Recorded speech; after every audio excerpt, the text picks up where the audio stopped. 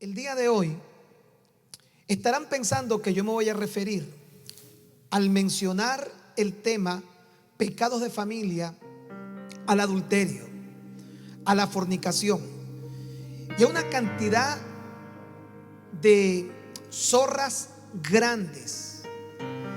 Y no nos estamos dando cuenta que la Biblia enseña que las zorras pequeñas son las que finalmente dañan nuestras viñas. Yo quiero comenzar haciendo una pregunta que nos permita darle una interpretación correcta a la palabra de Dios. Porque hemos estado enseñando cosas que por mucho tiempo oímos. Un predicador se para en nuestros púlpitos, da un mensaje, usa un versículo bíblico y luego nosotros, sin corroborar, lo enseñamos cuando lo desconectamos incorrectamente del contexto para darle la justa interpretación. Hay un versículo que oímos recurrentemente en las personas que predicamos, que yo no sé cuántos lo habrán escuchado alguna vez en su vida, y es este: porque Dios honra a quienes le honran. Y cada vez que oímos ese versículo, inmediatamente apelamos a pensar que la Biblia se está refiriendo a que Dios honra a las personas que le sirven, a los que han hecho algún sacrificio, a los que han dado algo importante en su obra, a los que han sido fieles, a los que han aceptado cualquier situación en favor del evangelio del reino de Dios. Y cuando oímos esa frase, Dios honra a los que le honran, los predicadores nos hemos sentido confiados y seguros de que Dios algún día nos va a honrar, porque ser predicador, ser pastor, cantar o hacer cualquier cosa para Dios aplica el versículo: Dios honra a los que le honran. Pero si nosotros logramos entender el significado real de este texto de la Biblia, tan usado, descontextualizado y fuera de todo tipo de interpretación, si logramos entender su verdadero significado, vamos a asombrarnos a qué era a lo que se refería realmente el Señor. Y vamos también a dejar de estar diciendo cada vez que vemos a alguien llegar temprano a la iglesia y decimos: llegó temprano, no importa, hermano, Dios te va a bendecir, porque Dios honra a los que le honran. Y cuando a un hermano le pasa algo malo, una persona sufre una situación y resulta ser que se les pichó el caucho porque iba a la iglesia, no importa, Dios te va a dar 4 cauchos nuevos, porque Dios honra a los que le honran. Y hemos hecho una cantidad de descontroles sistemáticos basados en versículos que no quieren decir en lo absoluto lo que nosotros hemos dicho por mucho tiempo. Por supuesto, para ellos vamos a leer y vamos a contextualizar esta frase en el primer libro de Samuel, capítulo 2, versículo 30. Amárrese bien los pantalones. Yo a veces pienso que hay ciertas predicaciones que me hacen recordar a un famoso comediante mexicano, muy reconocido por un niño que vivía en una vecindad, llamado Chespirito. Porque entre algunos de los personajes que él tenía, existía uno llamado el Chompiras, que tenía un amigo que se llamaba Botija. Y resulta ser que cada vez que le iban a dar una cachetada, el tipo lo peinaba, y después que estaba peinadito, ¡plas!, le venía el golpe. Pues mire, yo lo estoy peinando a usted. Quiero que sienta que yo lo estoy peinando en este día, y espero que cuando venga la cachetada, que nos permita entender la verdad verdadera de la palabra, entendamos qué es lo que el Señor quiere enseñarnos hoy. Primera de Samuel, capítulo número 2, verso 30.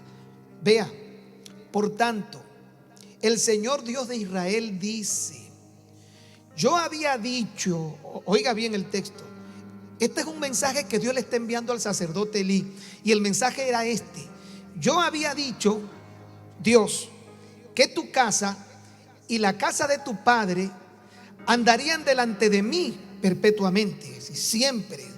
Mi bendición estaría contigo y con tu familia por generaciones. Mas ahora ha dicho el Señor Dios de los cielos: nunca yo tal haga, porque yo honraré a los que me honran, y a los que me desprecian serán tenidos en poco. Dios le está diciendo al sacerdote Elí que le iba a quitar los privilegios que bajo un dabar de la palabra le había otorgado, porque habían algunas cosas que no estaban funcionando bien. Y la realidad es que el sacerdote Elí había sido un hombre que al servicio de la obra de Dios había dedicado prácticamente toda su vida. Era un hombre respetado por el pueblo, era un hombre que cumplía con todo lo establecido para ser sacerdote, pero tenía un gran problema. Y ese gran problema es la razón por la que ahora Dios le estaba diciendo: lo que yo había prometido que haría contigo y con la casa de tu padre, ya no lo voy a cumplir. Y la razón es que él le dice: porque yo honraré a los que me honran, y a los que me desprecian, es decir, Dios que estaba entendiendo que estaba siendo despreciado, a los que me desprecian los voy a tener en poco. He visto a lo largo de toda mi vida personas aparecer como un cometa Halley. Muchos que han dado lo mejor de sí para servir a Dios en su obra, poner a su servicio sus talentos, sus habilidades, y repentinamente, bajo circunstancias que uno nunca jamás se imaginó, estas personas han desaparecido. Digo como un cometa Halley, porque el cometa Halley es eso que escuchamos que pasa cada 70 años, un astro que pasa cada 70 años y después más nunca se vuelve a ver. Y he visto personas que suben como la espuma, llena de talentos, de habilidades, de cualidades, y de repente desaparecer. Y en muchos casos experimentar debacles, no solamente personales, sino familiares. Porque hay cosas que para Dios terminan siendo tan importantes que cuando uno no cumple con ello, todo lo que incluso bajo un dabar, una palabra que Dios le dio, lo puede recoger tan fácil. Decir: esto que pensé que te iba a dar, yo ya no puedo compartirlo contigo. ¿Cuál es el caso del sacerdote Elí? El caso del sacerdote Elí es interesante porque él fue protagonista de pecados de familia. Resulta ser que tenía dos hijos llamados Ofni y Fines, y estos dos hijos hacían lo que les daba la gana. Los hijos del sacerdote llevaban mujeres al tabernáculo y allí vivían perdidamente como querían. Se tomaban el vino de los sacerdotes, se comían la comida que traían para el sacerdocio. Esto era un desastre. Y el gran problema que Dios estaba examinando era que este sacerdote era incapaz de corregir, de llamarle la atención a sus hijos, porque estaban tan consentidos. Su corazón había sido ganado en tal manera por sus hijos que él había dejado de honrar a Dios en lo más importante que Dios le entrega a una persona, que es su familia. Y es cuando Dios le dice: mira, tus hijos están haciendo esto, y tú los has consentido de tal manera, les has permitido vivir y jugar con mis cosas, con el destino de las personas, que ahora yo, vea lo que le dice, ahora yo te voy a decir: nunca tal yo haga, porque yo honraré a los que me honran. De allí surge la frase: yo honraré a los que me honran. En la década de los 60 y los 70 surgió un programa televisivo que era una parodia familiar, en la que durante varias temporadas exponían una forma de familia muy extraña. Habían dos en realidad, pero hay una que es la que la mayoría recordamos. Se conocía con el nombre de esta serie como Los Monsters. ¿Cuántos recuerdan Los Monsters? Había un papá que era un Frankenstein, la esposa era una vampiresa, el abuelo era Drácula, un vampiro, el niñito era un hombre lobo. Tenían de mascota en el sótano un dinosaurio que se llamaba Spop, ¿se acuerdan? Y la única persona normal, era la hija, que creo que era adoptada, la sobrina, que se llamaba Marilyn. Y cuando ella entraba, cuando salía, cuando venían a visitarlo los novios, los enamorados, esa gente salía vuelta loca porque no podían entender que ella formara parte de una familia tan extraña. Pero resulta ser que para ellos, toda esta familia de locos, la única extraña era ella. Ellos se compadecían de la única que era normal. Llega un punto en el que cuando se comienzan a aceptar tantas cosas dentro de los entornos familiares y sentimentales, llega un punto en el que se somatiza lo que está mal. Y la somatización es una palabra que quiero usar para referirme al momento en el que yo normalizo algo que está mal y por sentimiento, por amor, que realmente no es amor, termino aceptando lo que es completamente inaceptable. Lo que estaba ocurriendo con Elí y su familia es que esa era una familia de monstruos. Pero Elí, que probablemente era el sacerdote y conocía la palabra de Dios, antes de poder hacer algo en favor de proteger y prever lo que estaba ocurriendo con sus hijos, era impasible. Con una mirada silente, ellos hacían de todo. Y este padre consentidor había permitido que sus hijos jugaran con las cosas de Dios, se burlaran del tabernáculo, perjudicaran a las personas. Y él todo lo que hacía era mirarlos y de alguna manera aprobarlo con su silencio. Esto es lo que yo quiero hoy llamar pecados de familia. Estas cosas que pasan entre nosotros y que pasan en muchas familias y que permitimos que nuestros hijos hagan porque creemos que es una forma de amarlos. Que nuestros hijos se burlen de los adultos, que nuestros hijos cometan faltas, que hagan y vivan a sus anchas y nosotros seamos incapaces de darnos cuenta lo que está pasando. Pero los pecados de familia no terminan solamente con los hijos, también tiene que ver con esposos y esposas. También tiene que ver con hermanos. También tiene que ver con los hijos hacia los padres. Y la Biblia es un libro que está lleno de pecados interesantísimos en familia. Por ejemplo, las hijas de Lot cometieron un pecado de incesto con su propio padre que relata perfectamente el libro del Génesis. David tuvo un hijo llamado Amón que se acostó con su hermana Tamara. Y luego comenzó un gran conflicto con su hijo Absalón. Y todos vamos a leer que en muchas ocasiones hay situaciones familiares que la Biblia presenta no para probarlo, sino para traer una alerta y darnos un esquema completo de las cosas que no deberían ser. Por ejemplo, ¿sabe quién fue el que vendió a José? Sus propios hermanos. Y vemos una disfuncionalidad en los dos hermanos de Jacob, en los hijos del rey David, en los hijos de Elí, en la esposa del rey Acab, que era Jezabel, y un descontrol familiar que pareciera ser que se presentó en ciertos momentos y posteriormente de manera circunstancial. Estas familias difícilmente se pudieron levantar.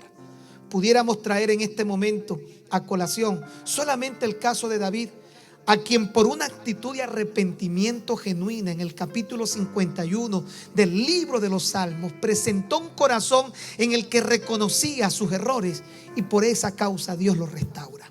Pero en el caso de Saúl, un padre abusador. En el caso de Jezabel, una esposa abusadora.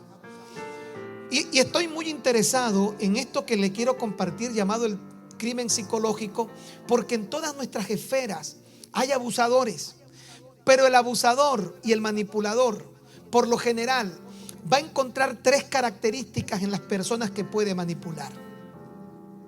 Una, simpleza o ignorancia. Cuando un manipulador logra discernir que las personas son simples o ignoran una verdad, hace uso de ello para poder engañarlos y presentar una mentira. Dos, las emociones.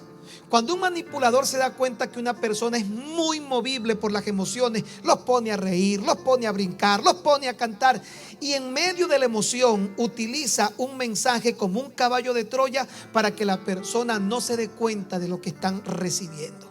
Y número tres, los sentimientos. Y es el manipulador que logra crear esa conexión sentimental con las personas y los logra mover a su antojo y como le da la gana.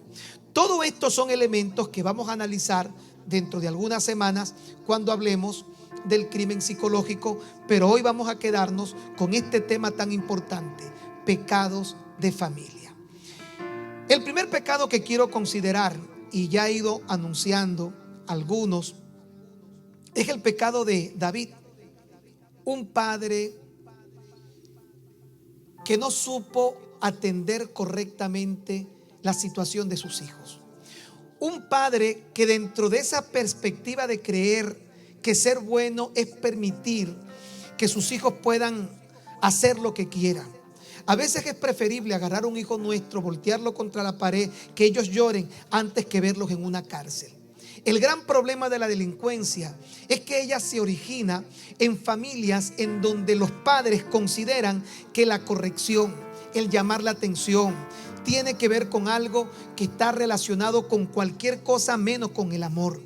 Y cuando usted quiere entender lo que es amor, mire, el verdadero amor, el amor bíblico, el amor de Corintios capítulo 13 es un amor correctivo.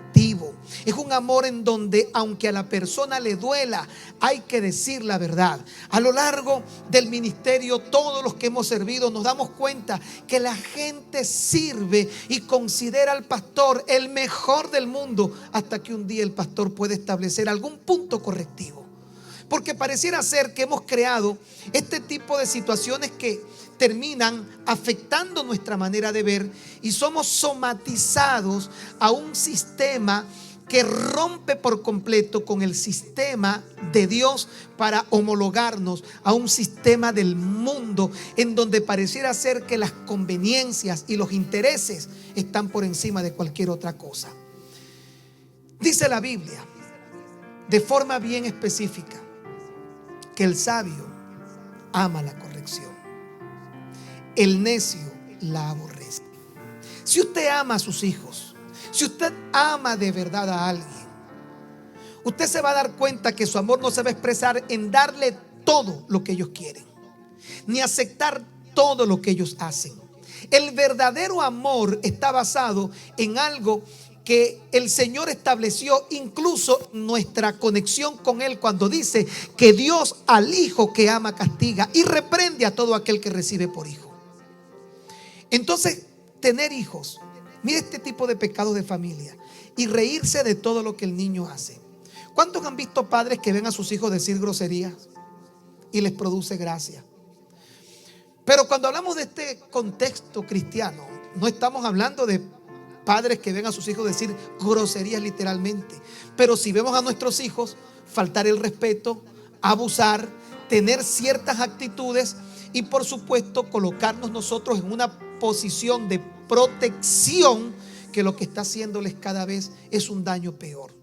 Porque cuando tu hijo causa un problema con un extraño, eso inmediatamente les está dando un mensaje. Si tú no sabes ubicar en el lugar correcto el comportamiento que deben tener.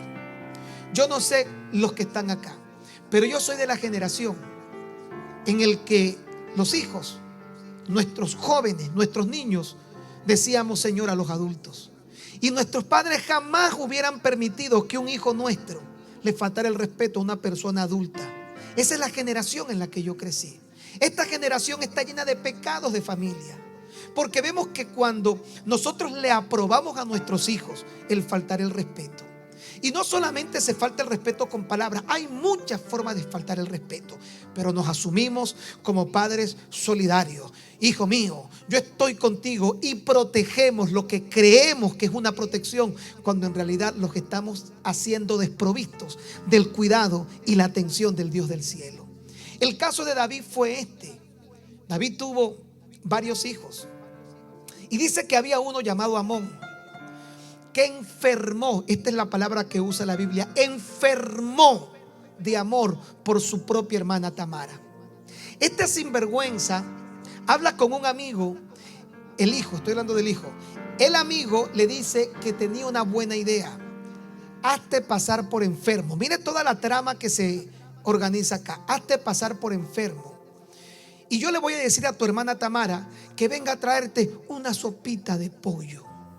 Y tu hermana Tamara, estoy especulando con el tema de la sopita de pollo, le iba a traer comida, pero usted me entiende que para nosotros la sopita de pollo es para pasar la fiebre. Y la hermana le prepara la sopita de pollo, el amigo malvado se sale y el hermano Amón viola a su propia hermana. Cuando se da este pecado tan horrendo dentro de la familia, dice que este muchacho, que después que estaba enfermo de amor porque estaba obsesionado con su hermana, dice que con la misma intensidad con la que la amaba, la aborrecía. Entonces, cuando David oyó lo que había ocurrido con sus hijos, ¿sabe lo que hizo David? No dijo nada. ¿Y sabe cuál fue la consecuencia? La división del reino y el levantamiento de su propio hijo llamado Absalón, quien nunca perdonó el silencio de su padre. Toda persona que no logre entender la posición que Dios nos da al convertir a cada hombre en sacerdote del hogar, no sabe el riesgo y el peligro al cual expone a su familia si no logra entender que estos son pecados de familia. El otro caso al que voy a referirme es al de Jezabel. Jezabel, la reina inicua, esposa del rey Acab, la encontramos en el libro de los Reyes y luego se vuelve a mencionar en el libro del Apocalipsis. Y habla de una mujer que controlaba al marido, una mujer de estas que se pueden llamar, en Venezuela se les llama este tipo de mujeres Anabel, que es anaconda con cascabel. El término que normalmente usamos para referirnos a este tipo de personas, este tipo de mujeres, son matriarcas controladoras que manipulan al marido a través del sexo. Son ellas las que llevan los pantalones. Son este tipo de mujeres que determinan y hacen lo que les da la gana.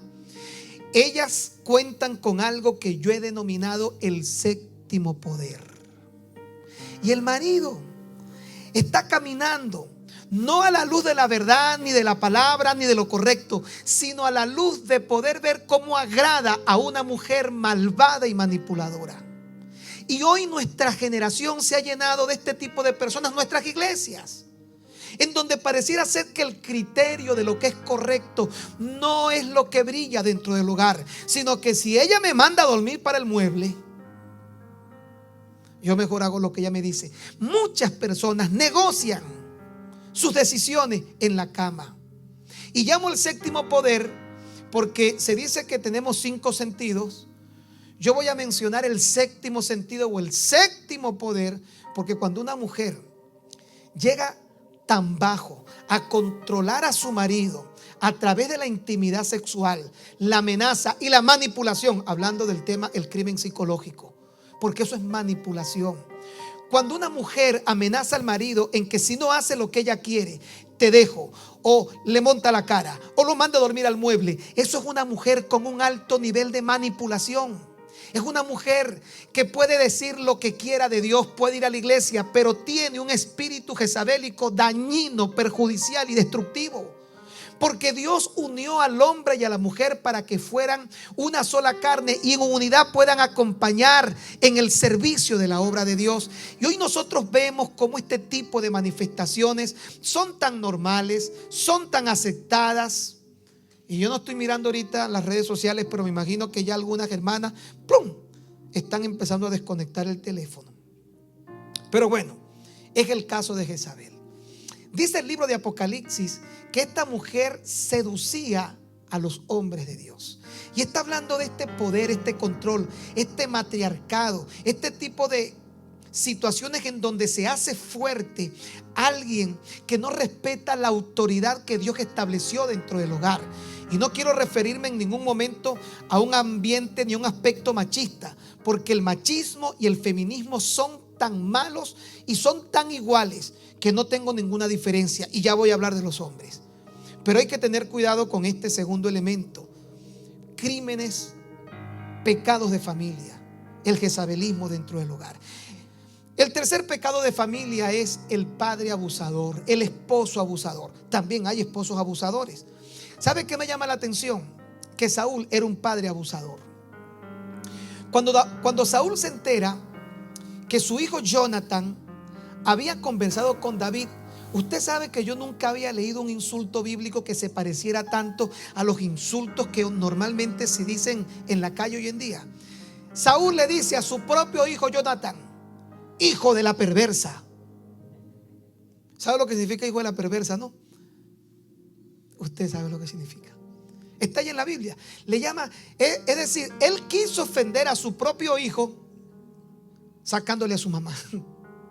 Y le dice así literalmente: hijo de la perversa.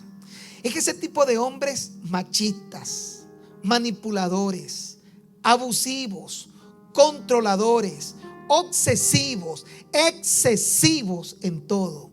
Porque si bien es cierto que al hablar de todo esto tenemos que llevarlo al equilibrio de lo que establece Pedro cuando habla de los matrimonios, debe haber siempre un punto en donde el pulsear para saber quién tiene la razón debe llevarse a la luz de la verdad de Dios, que es su palabra, para que siempre se conserve el equilibrio. Si no, surgirán estas figuras matriarcales, me van a perdonar, en donde existen hombres que no tienen autoridad.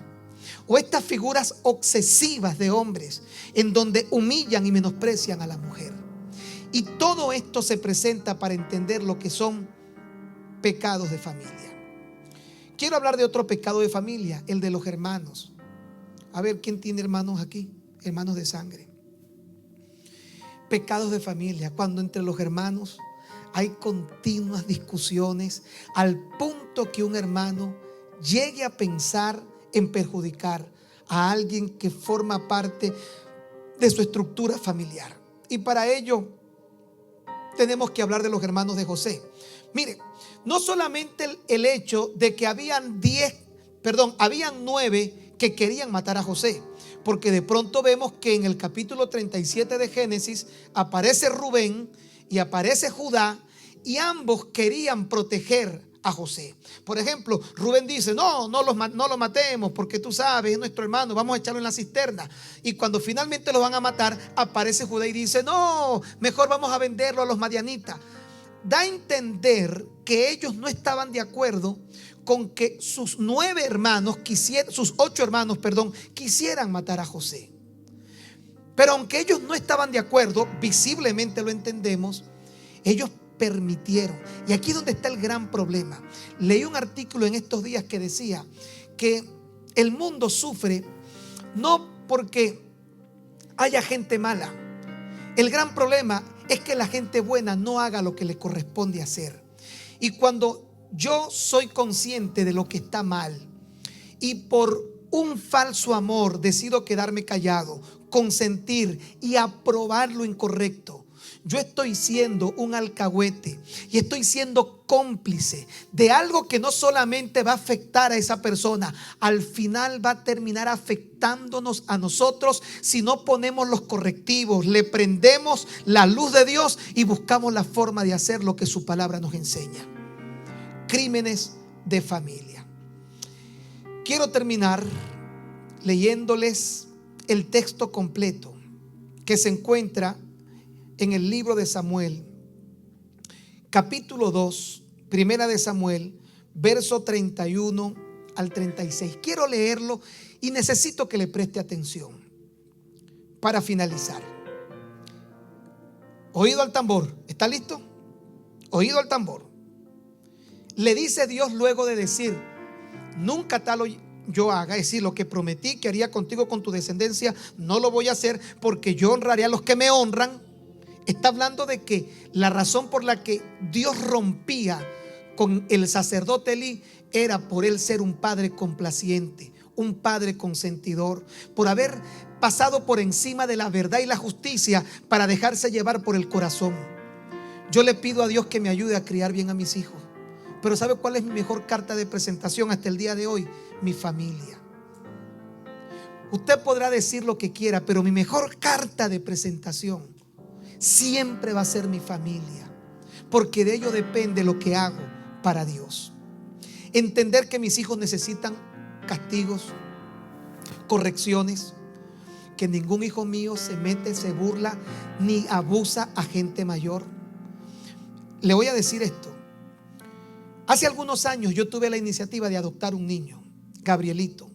Yo no sé si Vito lo recordará porque él estaba muy pequeño, pero Gustavo sí debe recordar a Gabriel. Yo traje un niño de la calle, un niño que encontré en la calle. Se había escapado del hogar Madre Emilia porque era un niño a quien su familia lo había dejado desde muy pequeño. Y yo lo encontré en la calle incluso comencé los trámites para que me dieran la cédula. De hecho, él todavía se dice Moros. Y cuando nos comunicamos, él llama a mis hijos hermanos y a mí me llama papá. Y fue una historia bien interesante porque cuando yo traigo a Gabrielito a la casa, él tenía 13 años y Gustavo tenía 10 años. Era 3 años mayor que Gustavo, pero eran del mismo tamaño. Un niño de la calle, un niño desprovisto de amor, un niño que creció sin los privilegios y los beneficios que tuvieron mis hijos. Y ellos deben recordarlo. Cuando yo traje a Gabriel a mi casa, yo era más estricto en el momento que ellos discutían con mis hijos y les pegaba a mis hijos para defenderlo a él. ¿Sabe por qué? Porque aunque pareciera injusto, yo siempre entendía, y Gustavo debe recordarlo, le decía, él no tuvo familia. Él nunca ha tenido un papá y una mamá. Y aunque ustedes son mis hijos, han tenido el privilegio de estar siempre con nosotros. Y algo que yo tuve claro siempre en mi mente fue esto. El hecho de que él no tuviera un papá, una mamá, ni una familia que lo defendiera, me ponía a mí en una posición de no dejar que mis hijos, que eran los dueños, entre comillas, de la casa, abusaran de él, porque era el que yo traía nuevo a la casa. Estuvo con nosotros muchos años. Fue una experiencia bonita. Pero lo que yo más aprendí durante ese tiempo fue darle a mis hijos un criterio de justicia, en el que no porque tú eres el que tiene la sangre, no porque tú eres el hijo, vas a encontrar en tu papá la aprobación incluso a todo. Y creo que a veces yo terminaba extremándome más para irme a favor de Gabriel que al de mis propios hijos, porque entendía su realidad social, entendía el sufrimiento de este niño que había sido abandonado desde los 3 años en la calle, había sido violado. Le hablo de un niño que de los 3 años vivió en la calle, había sido violado.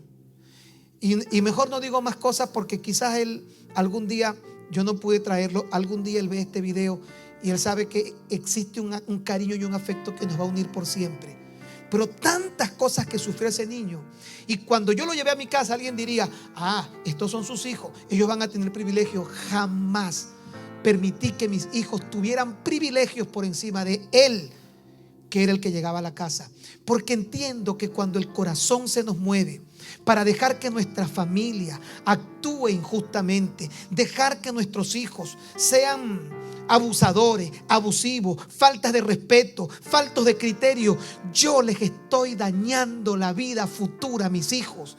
Estoy construyendo delincuentes, aunque nunca roben un banco, aunque nunca consuman droga, en algunos casos llega a pasar, pero estoy construyendo delincuentes sociales y hasta eclesiásticos que vivirán en una sociedad moralmente aceptables, pero que tendrán un corazón reprobado, como los hijos de Elí, como el problema que tuvo David con sus propios hijos.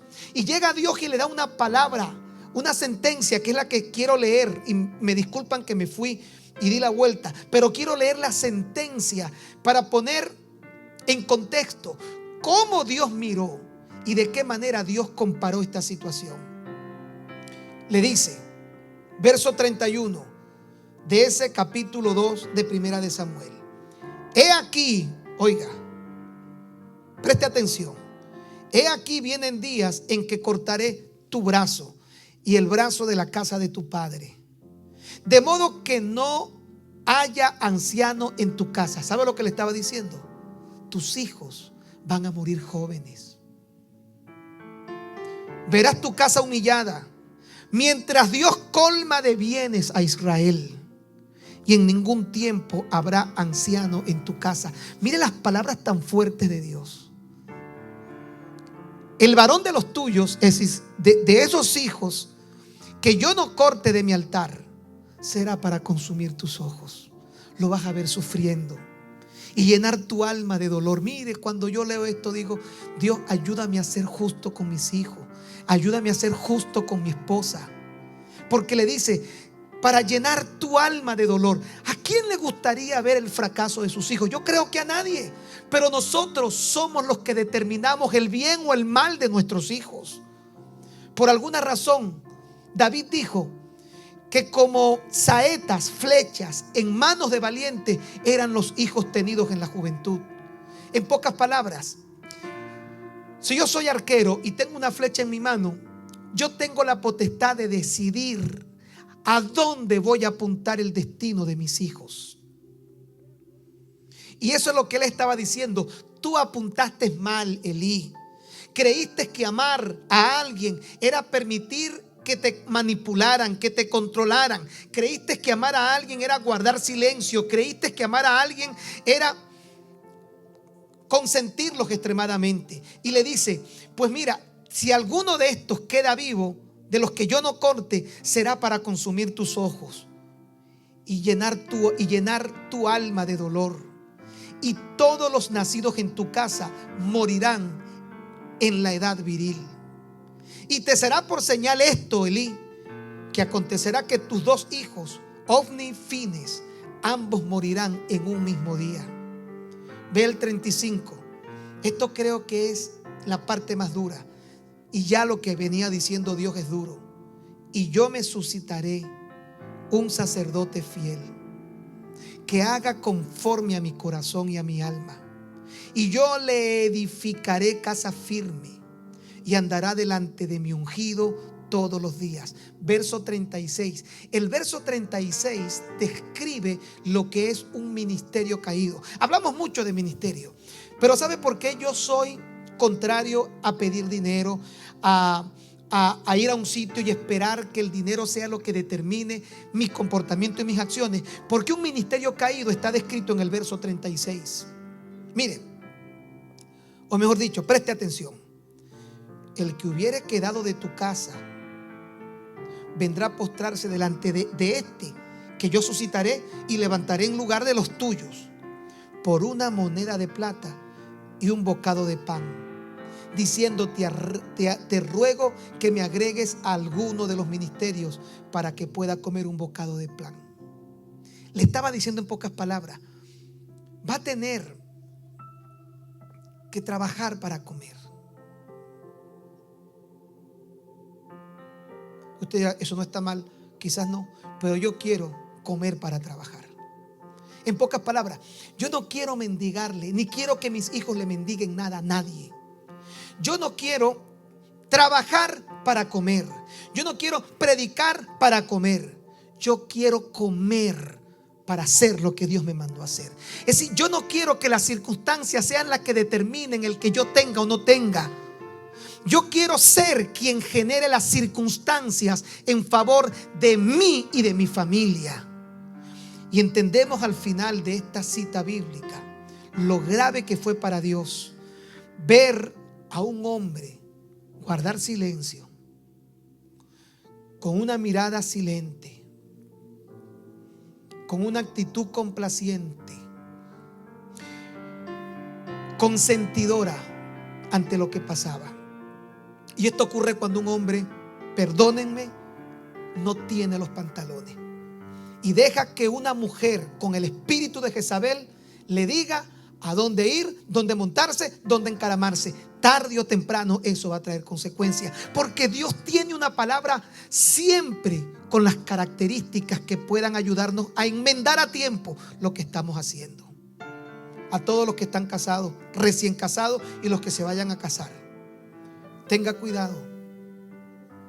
A todo hombre abusivo, falta de respeto, como Saúl, que intentó ofender a su hijo sacándole a su mamacita.